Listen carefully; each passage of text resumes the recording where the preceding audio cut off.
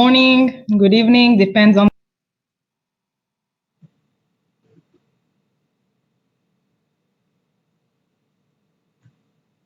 CERT IL. So we are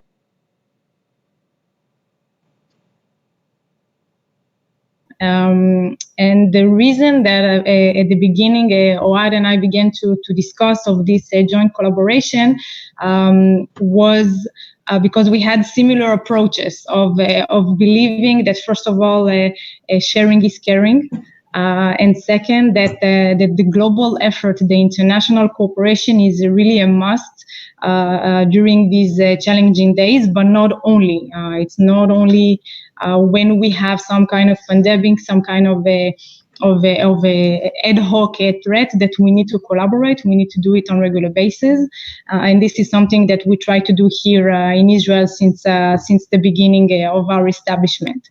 So we were a bit odd at the beginning, and with your permission, I would just really give you a really high overview of who we are and why we did what we did, and our basic approach on that. So just let me know if you see my screen. Yes? Not yet. Let's share screen. Yes, so I shared my screen. Okay.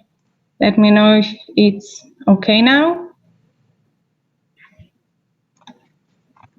You need to provide me the... Okay, let's try again. Okay. So we have... Perfect. Oh, okay, perfect.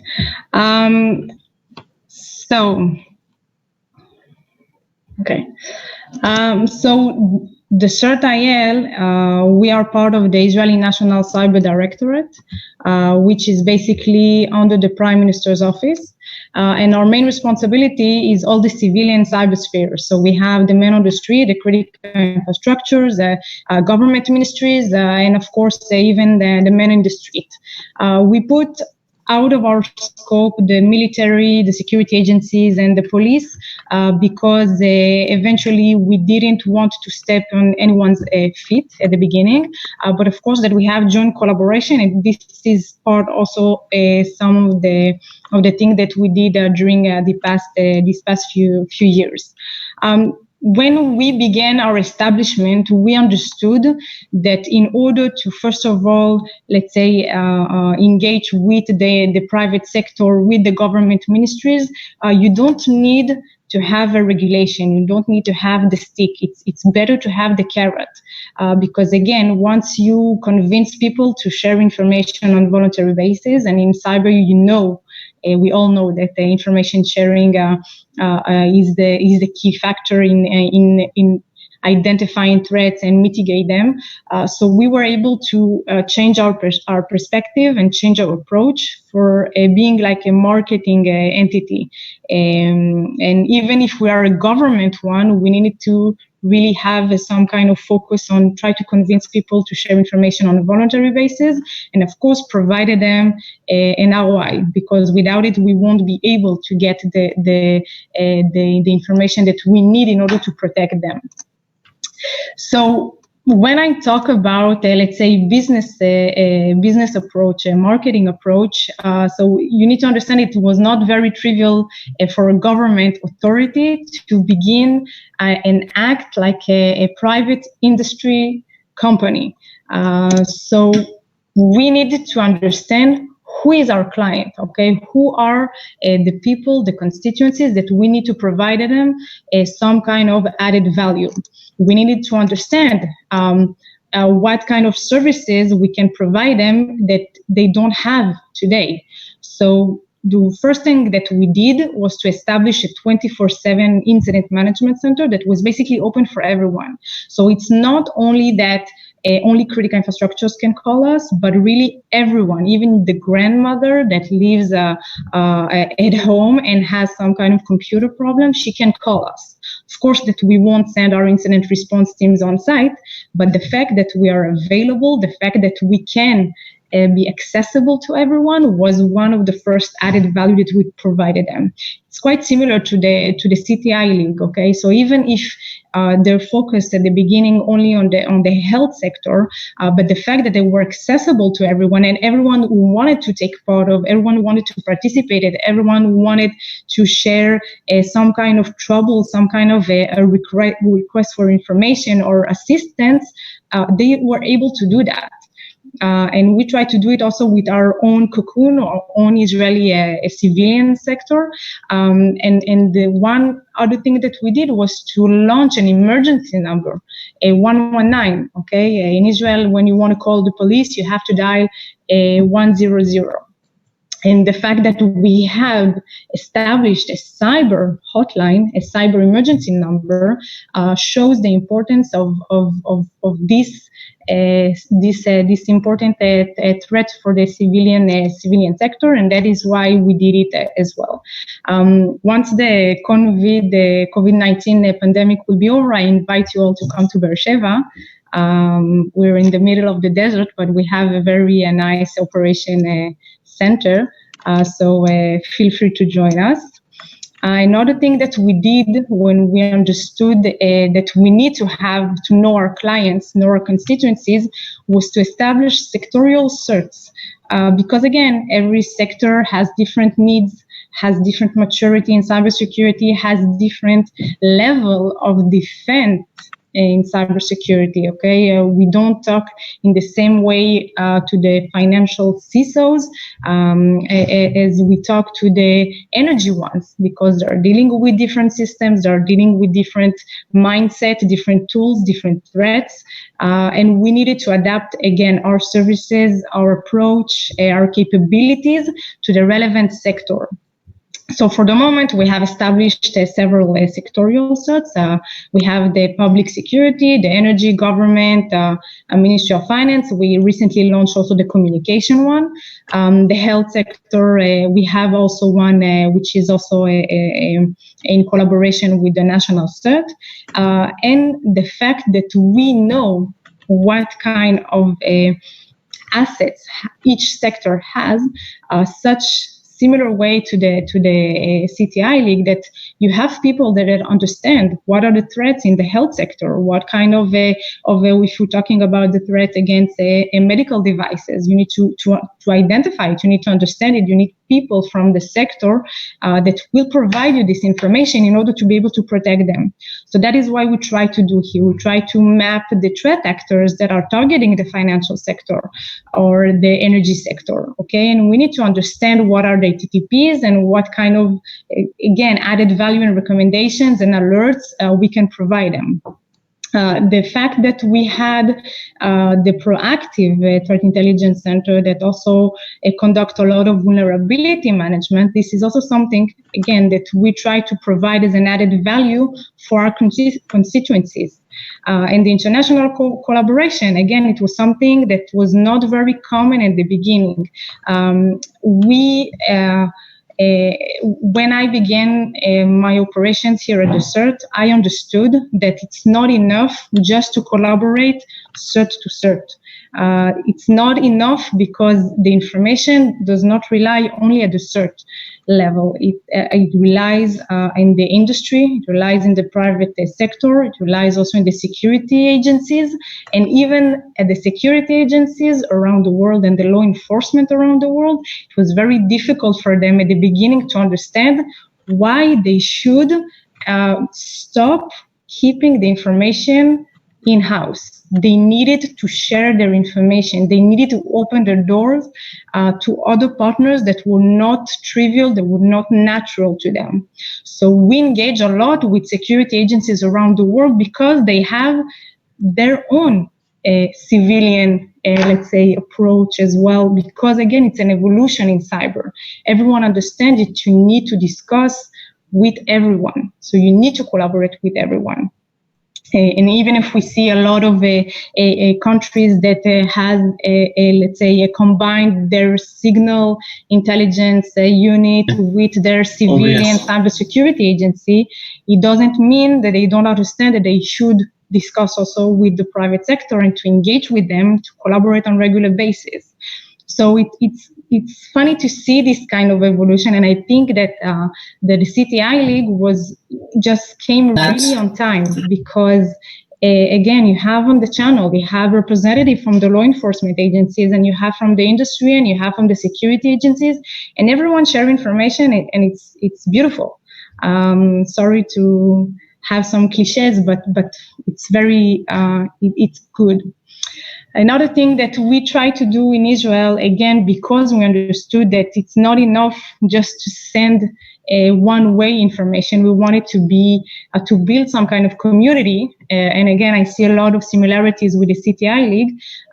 Was to build some kind of information sharing platform, because again, we wanted to make sure that the other side, the CISOs or the security operation centers in the different sectors, they can approach us. Okay, they can contact us 24/7. They can upload malwares. They can send their RFIs, and we can help them 24/7.